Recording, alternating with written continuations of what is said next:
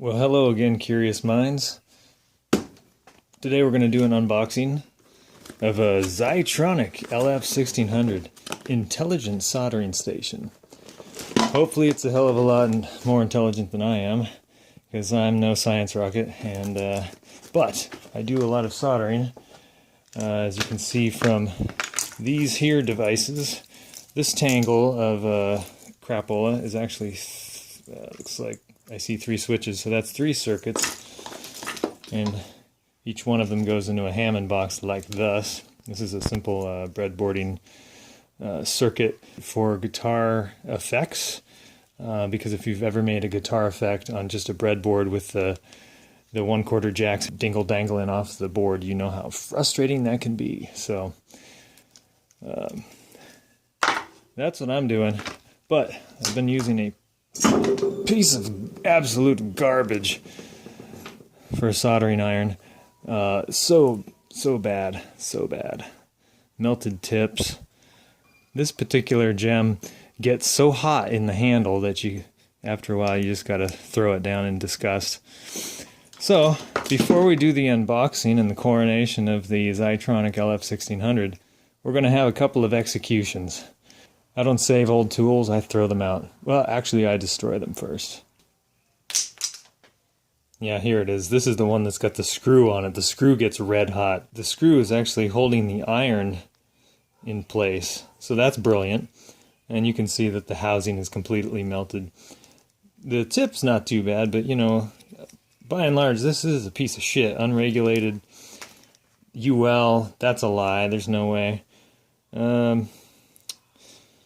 Made in Taiwan, ROC. Well, maybe not. Taiwan used to make good shit, right? Well, I got a thing with old tools. If it's a bad tool, that's where it belongs. Well, it says Weller on it. I have a hard time destroying this. I think the jury's still out whether this thing is... I don't know. Look at that, though. The housing is all melted right there. Fuck it. You're out. Alright, this is how we do it. Don our safety goggles first. Protect the eyes from the flying shrapnel. And you guys know how it is. If you've ever had to solder something with a shitty iron, it's the worst experience in the world. Nothing could feel better than what I'm about to do, which is maybe a form of revenge, maybe a form of catharsis. Anyways, let's begin.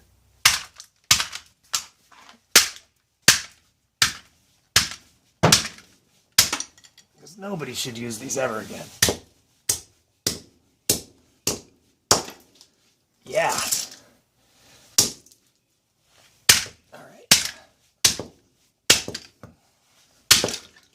All right. That felt pretty good. Yeah, nobody's going to use that again. Oh. Nobody was going to use that again anyways. That's completely shorted out. Oh yeah. I think. Yeah, I think it is. Yeah. Well, good riddance.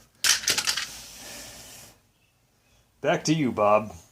And now for the moment you have been waiting for, which is the unboxing, and hopefully the successful welding of solder onto wires without frustration.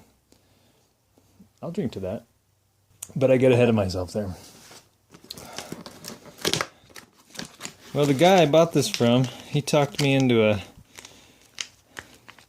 maybe getting a couple extra tips. I like these little screwdriver ones.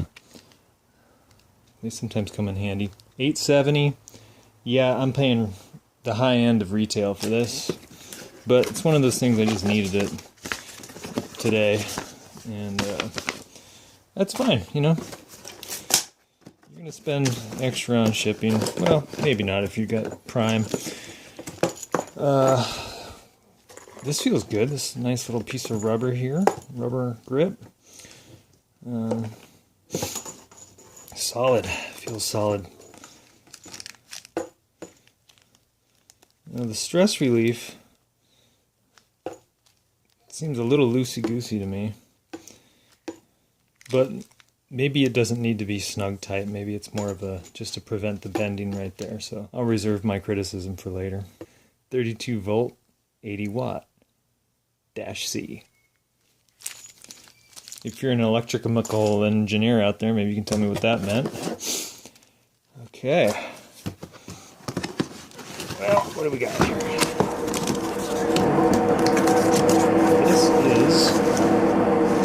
This is it.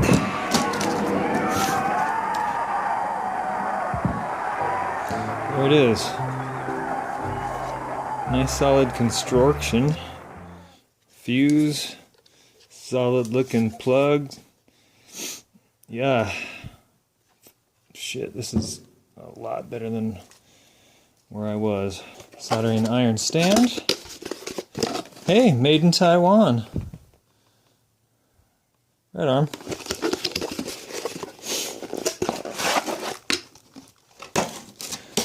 I don't know, I think the stuff in Taiwan's a little better than the mainland stuff. Anybody agree with that? Disagree?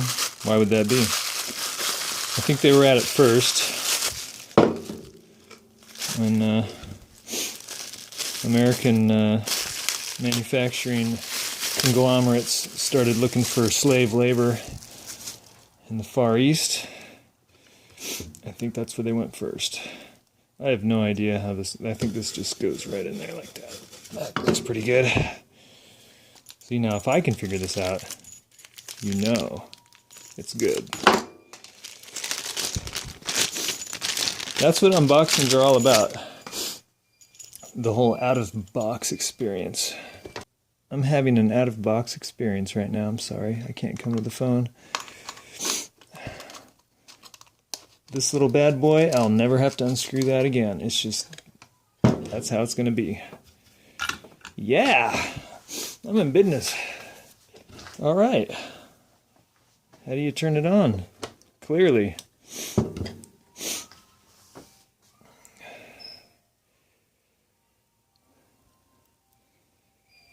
Good timing, the ice cream man's coming by. Well, as for me, I'm gonna crack open a Kirin for this coronation. I'm gonna try.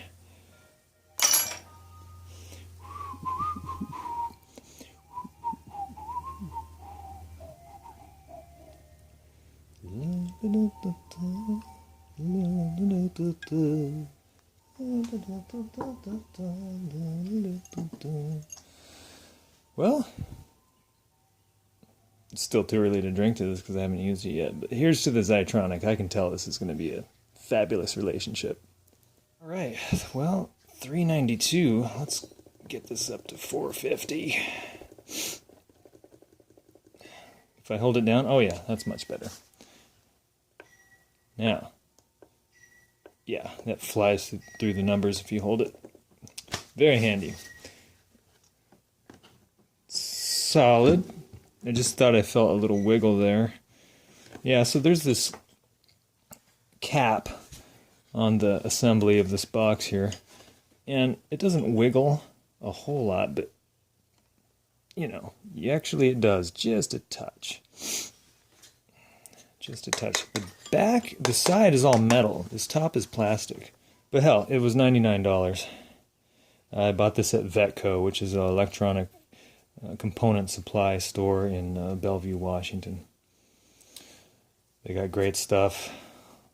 I just discovered them this year, and I don't know why. I think they've been there a long time, but they've got everything.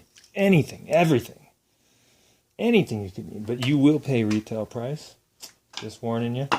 But if you need something, and you're in that part of town, there's no reason to drive down to Fry's. You can get it at Vetco. Okay, that's my plug. I don't do plugs, but that's it. Okay, well, let's solder something up. Well, it occurred to me that really a good test of this thing is to desolder something and then resolder it. Because I run into that problem all the time. I'm sure a lot of you do as well. Take something like this is a 1/4 inch mono jack, and yeah, I got 2 wires soldered to that sucker. That happens a lot with my circuits. In fact, let's see, which one is it? Yeah, here we go. Again, the mono jack. On the sleeve, I got 3 black wires coming off. This is part of my, this is going to go into this box here. This is the model. It's switch controlled, switch enabled power, 9 volt. And then this, switching that will run 9 volts to the red and black wire. So not necessarily exclusively a guitar circuit box. You can build yourself a ping pong circuit up here if you want. You just need to have a 1/4 inch jack over here to connect the current flow from the battery to the wires. So I've been doing this for a couple weeks now, and I've got like 12 of these things. They're working pretty good. I mean, yeah, you wouldn't want to use this on stage with a bunch of circuits hanging off of it. I mean, maybe you would, I don't know. But it's not really a stomp box because there's no stomp switch, just a little itty bitty toggle. Anyways, enough chatter. Let's desolder and see how it works. So I'm running 450 degrees, as you probably noticed. And we'll just apply some heat. 450 ain't enough, is it? We gotta go, let's take it up to 505. Now, one thing I like about the Weller that I've been using at work is when you change the temperature, you can see the real-time temperature. You can see the tip temperature versus what you selected. Now, I believe that the blinking dot indicates temperature change in progress. This green wire is getting really hot, I'll tell you that. Well, yeah, it is starting to melt a little bit. I think my tip might be too tiny. I do have this other tip. It's more of a flathead tip. It might work better for distributing the heat. I'll try using the base of the tip. Oh yeah, I can feel that. Okay, there she goes. Alright, well, I need a helping man because I got, or a vise or something. Well, I desoldered it. Let's solder it back on now.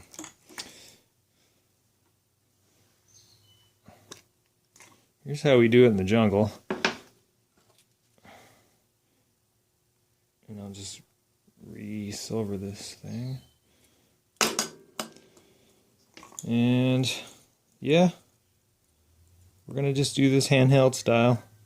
I know it's not the greatest thing you've ever seen in your life, but that's what we're going to do.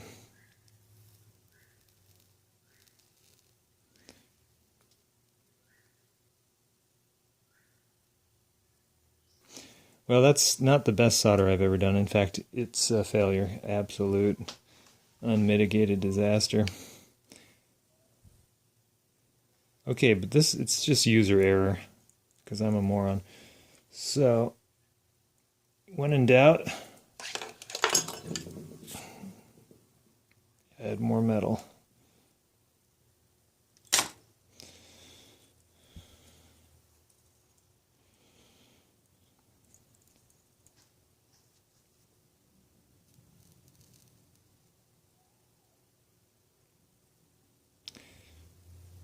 Oh man, it's either that the solder is absolute crapola.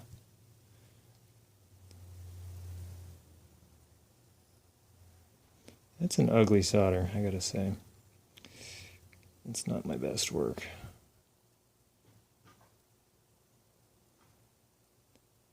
I'm still pleased with my purchase though, and here's why. Because I'm getting heat to the tip, and I can control it. That's actually a good solder. It's not pretty, but it's on there. I mean, none of these are pretty. This stuff is a mystery. I'm pretty sure this might be a lead-based solder. You know, and I'm using the Dutch boy to get the job done here, so, you know. Yeah, it's obviously not resin core. That's a really ugly solder though. And if anybody ever cracks open one of these boxes and looks in there, they're gonna say that is crapola. Okay, but it's solid, good enough for rock and roll. All right, well, there you go. The Xytronic LF1600 intelligent soldering station. It's time for a better soldering station. I can drink to that. Here's the instruction manuals for lead-free soldering application and rework on professional SMD electronics. Lead-free, lead-free, lead-free.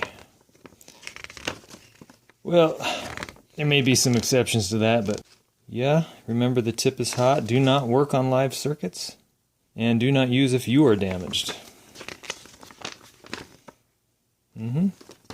Good advice. Some life lessons here in this instruction manual. So I guess tomorrow I'll be doing all of this, wrapping that up. The coronation is complete. There goes the ice cream man. Man, that makes kids happy. It made me happy. My kids are happy. Go out there and blow all their allowance money. Why not just skip the middleman? I'll just hand it right over to the ice cream guy. Well, if you have any comments, drop them down below, as always. So I guess the lesson here is don't be like me and waste your money on garbage. Go out and get yourself a decent soldering gun. Xytronic seems to be alright, but time will tell. We'll let you know.